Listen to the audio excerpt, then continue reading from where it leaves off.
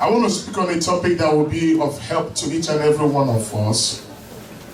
And I want you to give me, please, your undivided attention. This will be an assistance to you as you journey in life. And the topic says avoiding distractions and maintaining focus in pursuit of purpose. I know it's a long topic. Avoiding distractions and maintaining focus in the pursuit of purpose. When the topic came, I was clear on this, on what to preach, on where to go. I didn't have no trouble handling this at all. The enemy will do whatever it takes to get our eyes off of God and make us to place it in our circumstances and situations. He will use anything and anybody, including ourselves, to make us doubt and to doubt the validity of God's words and promises. And when we lose focus on what God has called us for, when we lose focus on where God is taking us to, when we lose focus on the promises of God concerning us individually, we will be wandering in the marketplace of life. When we speak of distraction, what does it really mean and why we need to focus and avoid distraction? The definition of distraction is this. A distraction is anything that takes our mind off of what we are supposed to be doing. Anything that takes your mind off from your assignment, from your purpose, is a distraction. Distraction is the process of diverting the attention of a person from a desired area of focus and thereby blocking or preventing the reception of desired results. Distraction is the process where you are diverted. Your attention is diverted, your focus is diverted from a desired area, from a desired purpose, from what you're supposed to be doing. You're diverted, and the end result of that diversion is prevention of the reception of a desired result. Distraction will keep us from achieving our goals in life. And this is why it is very important, imperative, paramount that we should learn how distraction comes and avoid them. The enemy will do whatever he can to make us focus on the wrong things,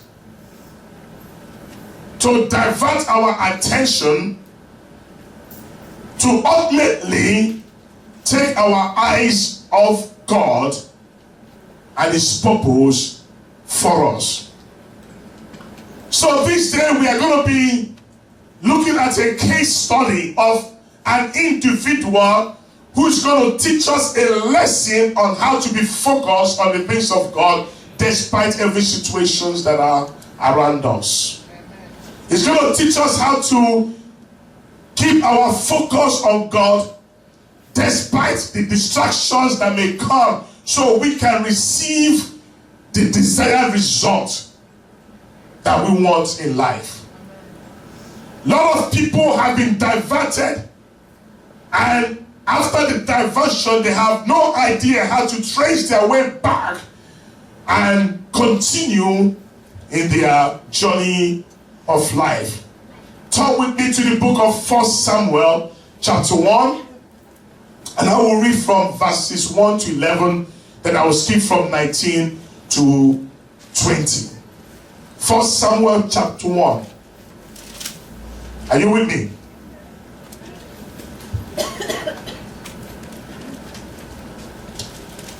Now there was a certain man of Ramah Zophim of Mount Ephraim, and his name was Elkanah, the son of Jeroham, the son of Elihu, the son of Tohu, the son of Zophi, an Ephrathite. And he had two wives. The name of one was Anna, and the name of the other Peninnah. And Peninnah had children, but Anna had no children. And this man went up out of his city yearly to worship and to sacrifice unto the Lord of hosts in Shiloh. And the two sons of Eli, Hophni and Phinehas, the priest of the Lord, were there. And when the time was that Elkanah offered, he gave to Peninnah his wife and to his sons and to all her sons and her daughters portions. But unto Anna he gave a worthy portion, for he loved Anna. Pay attention to this. But the Lord has shut up her womb. And her adversary, who was Peninnah, also provoked her sore, for to make her fret, because the Lord has shut up her womb. And as he did so year by year, when she went up to the house of the Lord, so she provoked her, therefore she wept and did not even eat. That means even in the house of God, her other wife, Peninnah, was provoking her even in the house of the Lord. Verse 8. Then said Elkanah, her husband, to her, Anna, why weepest thou? Why eatest thou not? Why is the heart grieved? Am I not better to thee than 10 sons? So Anna rose up after they had eaten in Shiloh, and after they had drunk. Now Eli the priest sat upon a seat by a post of the temple of the Lord. And she was in bitterness of soul and prayed unto the Lord and wept sore. And she vowed a vow and said, O Lord of hosts, if thou wilt indeed look upon the affliction of the handmaid, and remember me, and not forget the handmaid, but will give unto thy handmaid a man child, then I will give him unto the Lord all the days of his life, and there shall no razor come upon his head. Let's skip to verse 19. And they rose up in the morning early and worshipped before the Lord, and returned and came to their house to Ramah. And Elkanah knew Anna his wife, and the Lord remembered her. Can somebody say, and the Lord remembered her? And the Lord remembered her. Which means the Lord now opened up her womb. Verse 20. Wherefore it came to pass, when the time was come about when Anna had conceived, that she bare a son and called his name Samuel, saying, because I have asked him of the Lord. So the Bible tells us that Peninnah, the other wife of this man called Elkanah, had children, had sons and daughters. Why Anna was desperate for a child. So the question now becomes, what do you do when things are going well for others, including your adversaries, and you seem as if you have been left out of the blessings, what do you do? When it seems as if nothing good is coming your way, what do?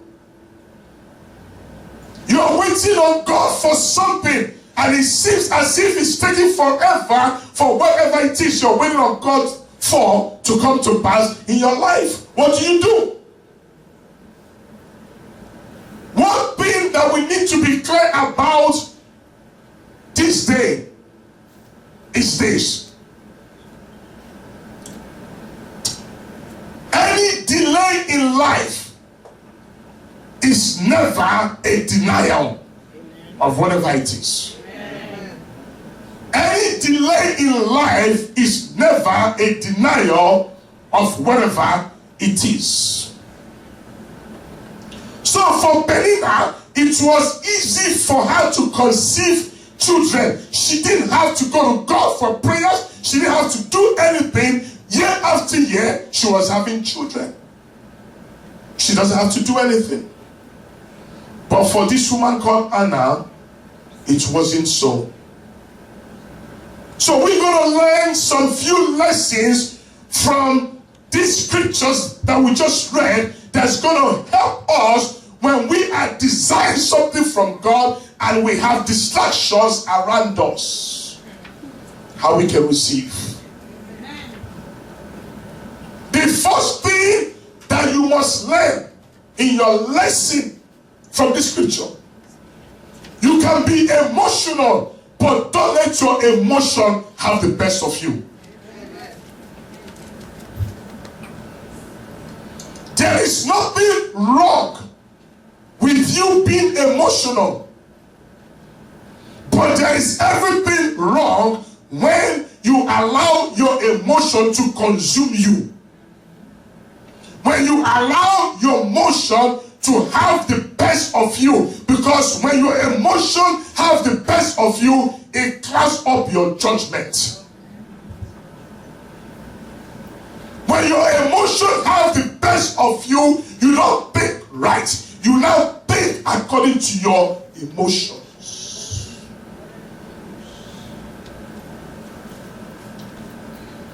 From the scripture that we just read, Anna didn't think it was a worthless effort going to Shiloh every year, despite the fact that there's this other woman that provokes her all the time. She never thought it was a worthless idea, that nothing good will come out of my going to Shiloh. She never thought like that, because she did not allow her emotion to becloud her judgment. She did not. She kept on going to Shiloh despite the fact that she has not seen anything good yet in her going to Shiloh. She kept going to Shiloh despite the fact that there's somebody even in the house of the Lord that provoked her on a yearly basis, daily basis. But she kept on going. She kept on going.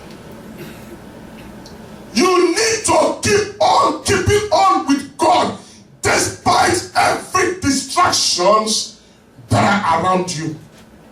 Did you hear me? Amen. If you ever want to receive a desired result as you're waiting on God for something in your life, you need to keep on keeping on with God. Amen. Despite every situation that are around you, because God is a rewarder of the faithful.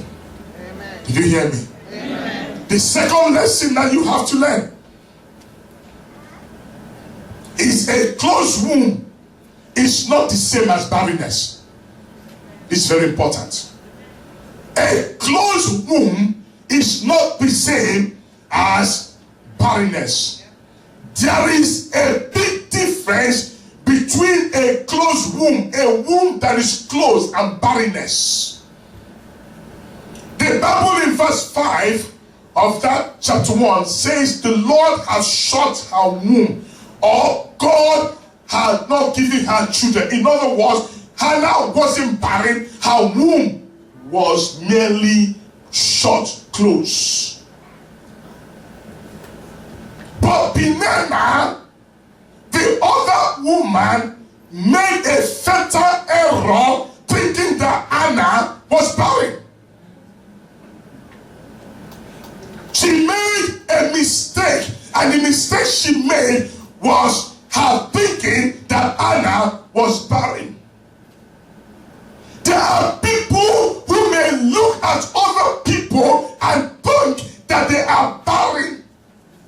Barrenness is not of the womb only.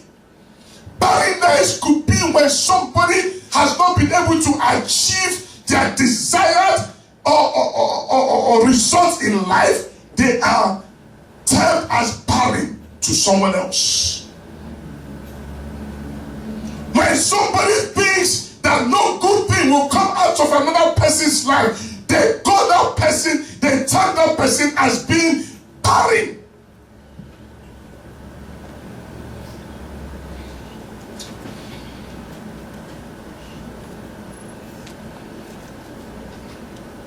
Just because somebody have what you are looking for, just because somebody have what you are desiring for, they will turn around and call the person barren because they have it, you don't have it. You don't have it. But I know my God will surprise them in Jesus' name. Amen. One thing is sure, that the Anna's closed womb was a deliberate act of God to display his glory. Are you with me? Amen. In the life of Anna. Your delayed miracle, your delayed breakthrough, your delayed deliverance, your delayed healing is not barrenness. Do not allow anybody to tell you anything otherwise. Do not allow anybody to talk you out of your path of your miracle. It's never barrenness, but it's only a closed womb. It's only a closed womb. Closed by God, so that when the delay is over, when everything is over, you will know that the breakthrough that you have received, you will know that the deliverance that you have received, the miracle that you have received, is not by your own power or might, but by the grace of God. Amen? Amen. The third lesson that we must learn is know how to respond with grace or not to respond at all. Know how to respond with grace or not to respond at all.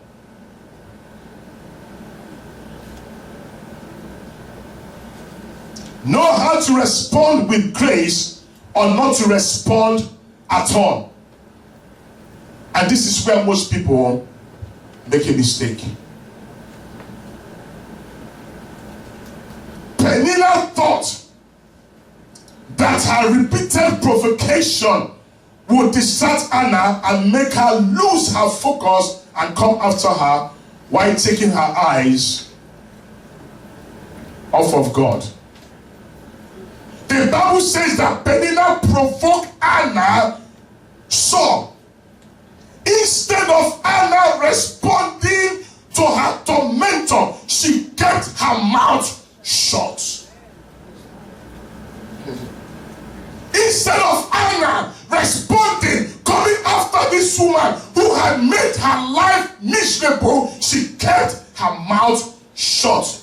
She did not address Peninnah or exchange words with her.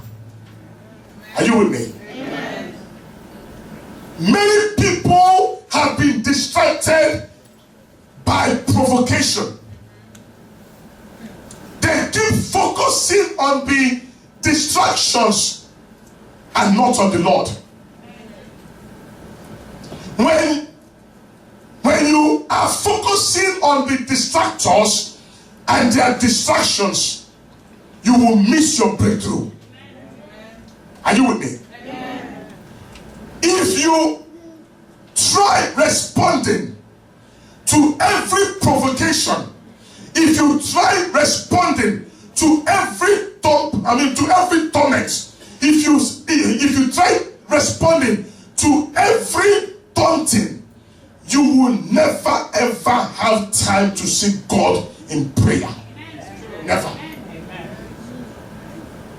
If you spend your time addressing everybody that torments you, addressing every issue brought up to you, you will never have time to seek God in prayer. You will never. You will never. From that scripture, Anna showed unmasked restraint with her words. She restrained her words. Yes, she wanted to lash out. Yes, she wanted to say her mind. Yes, she wanted to speak to this woman, shake her up, but she did not. Are you with me? Amen. She did not. She restrained her words. She knew the right things to say and also when to say nothing. When to say nothing.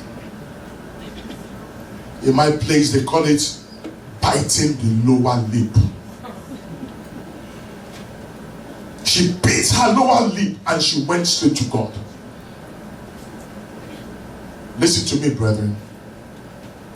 Your ability to ignore provocation, your ability to ignore distraction shows an excellent Christian trait. It's in you. Trait that if you do not have it, you must be able to develop it.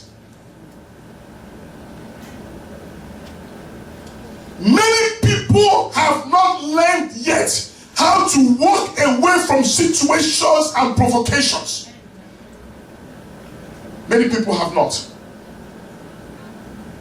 If you want to maintain your focus on God, if you want to maintain your focus on your purpose, on your pursuit of your purpose and your blessing, you need to learn not to say anything in the time of provocation.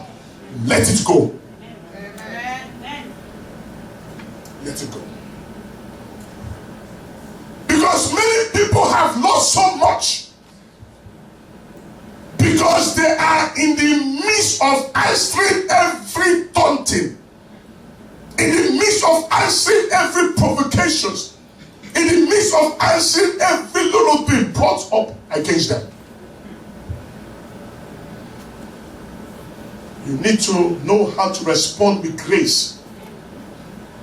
If you don't know how to respond with grace, do not respond at all. And the fourth lesson that you must learn: remain faithful to God even during difficult times. Remain faithful to God. With the taunting and provocation that went on in the life of Anna, she went year after year with her family to Shiloh. She went with her husband, and she also went with the other woman, her tormentor. She was not discouraged despite the mockery and the delay in her receiving answer from God. But she kept on going year after year to Shiloh with her family that includes Peninnah. Listen to me, brethren. No matter the mockery, no matter the off-point remark or remarks anybody may make against you, you need to learn how to focus on God. Amen. There will be times that people will say things off mark, remarks against you, say something that is totally offensive against you.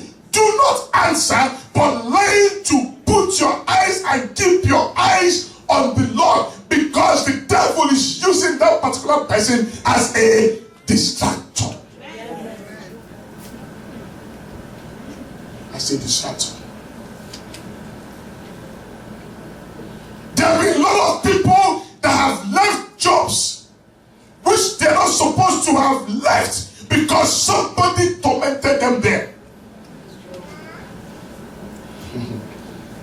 Because somebody tormented them. So to them, they felt like, well, it's time for me to go. No. Because you are busy responding to every detail spoken of you.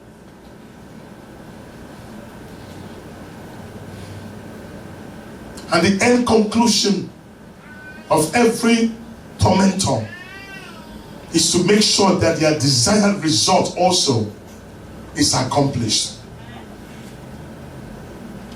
Learn how to keep your eyes on the Lord and keep your focus on Him. And that takes me to lesson number 5. Take your problems to the Lord. Amen. Take your problems to the Lord. Here was Penina mocking Anna, provoking her, annoying her, making her feel uncomfortable. What was Anna's reactions to Penina's provocation and also annoyance? What was her reaction? She stood up and approached God in prayer. Let's go back to that 1 Samuel chapter 1, verses 9 and 10.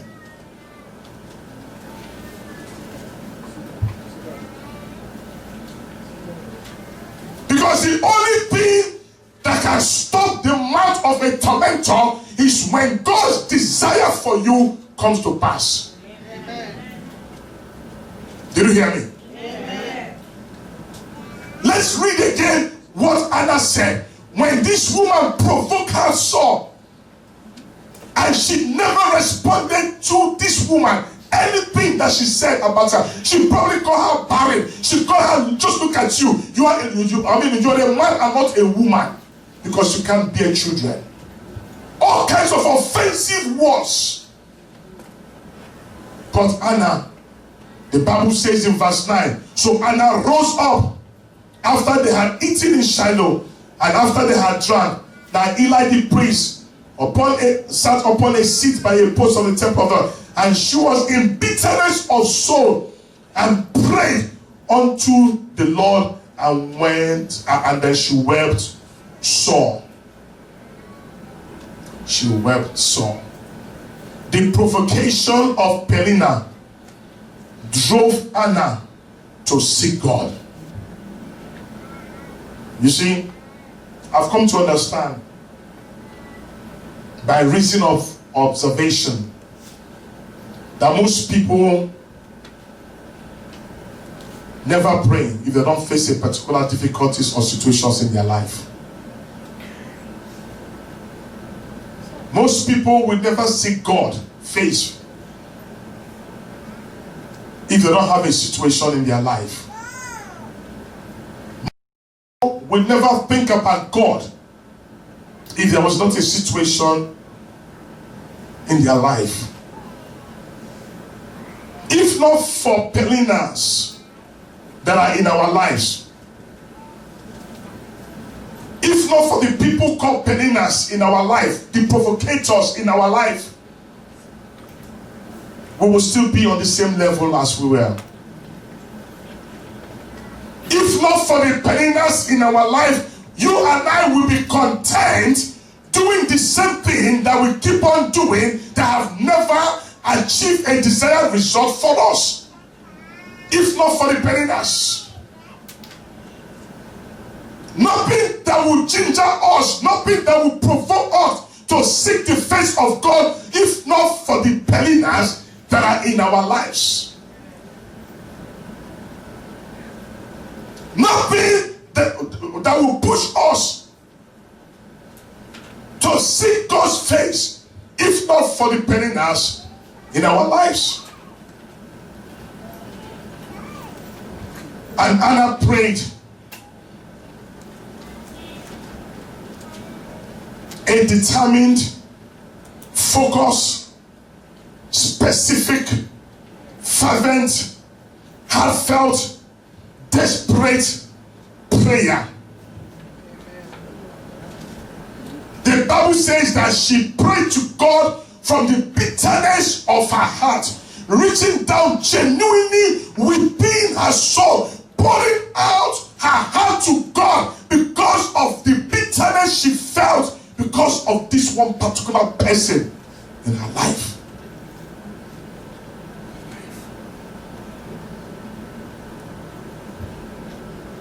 And her prayer was a prayer of vow. God, if you will give me a male child. She didn't say, God, if you give me a child. She was specific, a male child. I'll give her back to you. And the Lord gave her a male child called Samuel. Listen to me, brethren, and I will close.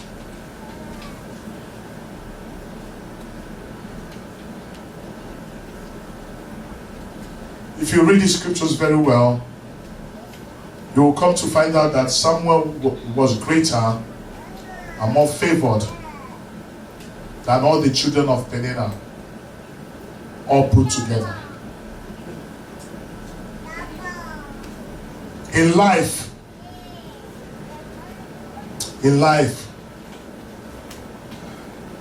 it's not about when one starts a thing that matters, but the end.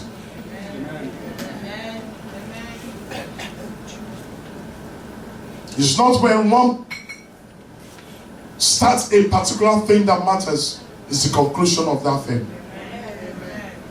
One miracle of God can propel, can accelerate, can catapult someone further than those that started 10 years before them, 20 years before them. Just one miracle of God, just one being of God that can push a person further than someone who started 10 years earlier than them. Anytime Satan gets you to take your eyes off of the Lord and put it on people, and put it on your situation, and put it on your circumstances, he will probably succeed in getting you to stop trusting and believing in God. Once he succeeds in getting you, your focus, take it out of God and place it on people and place it upon your situation, he will succeed in getting you to stop believing in God. So what do? So you can have a desired result. Maintain focus on God in the pursuit of your purpose.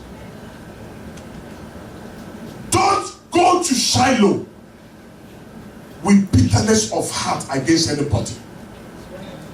Hello? Amen. Don't ever go to Shiloh with bitterness of heart against anybody. Amen.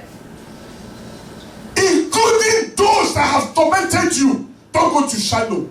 Amen. Amen. Including those that have called you names. Don't go to Shiloh with bitterness of heart against them. Amen. You can feel bitterness about your situation, But don't hold bitterness and grudge in your heart against the person. Amen. Amen. Are you with me? Amen.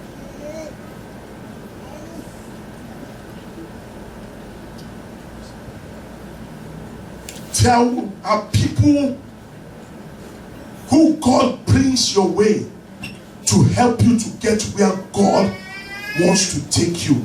Amen. People who may come into your life and their main purpose for coming to your life is to bring you down. Listen to me. That is their main purpose. But because you have no idea that whatever this person is coming for, is it good or bad, because you have no discernment to design their purpose in life, there are two sets of people that comes into a person's life. One set is to lift you up, one set is to bring you down.